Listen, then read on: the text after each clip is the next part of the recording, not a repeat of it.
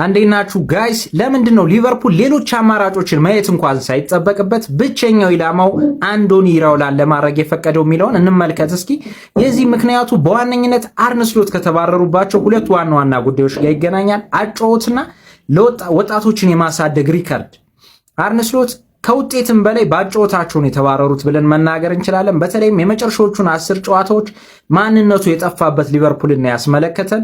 በአንጻሩ ኢራኦላ በበርንማውዝ አስደናቂ ቲም ነው የሰራው። የሚያስጨንቅ በቃ የክሎፕን ሊቨርፑል የሚያስታውስ ቡድን ማለት ነው። እንዲሁም ስሎት የሊቨርፑል አካዳሚን ዞር ብሎ መመልከት ትቷል። ወጣቶችንም የማጎልበት ስኬቱ ያን ያህል ነው፣ ምናልባትም ከሪያን ግራቨንበርግ በስተቀር። በተቃራኒው ኢራኦላ ዘንድሮ እንኳን አሌክስ ስኮት፣ ሪያን ክሩፒ፣ አምና ሁጅሰን፣ ከርኬስ ብዙ መጥራት እንችላለን። ያ ነገሩም ትልቅ አስተዋጽኦ አድርጓል ማለት ነው። ሌላው አስገራሚው የኢራኦላ ባህሪ ረጅም ኮንትራት አይወድም። ከሌሎች አሰልጣኞች በተለየ ቢበዛ 3 ዓመት የኮንትራት ነው የሚቀበለው። በሪያል ቫልካኖም በበርንማውዝም 3 ዓመት ኮንትራት ነው የፈረመው። ያንን ሲያጠናቀቅ ከቡድኑ ጋር ተለያይቷል ማለት ነው።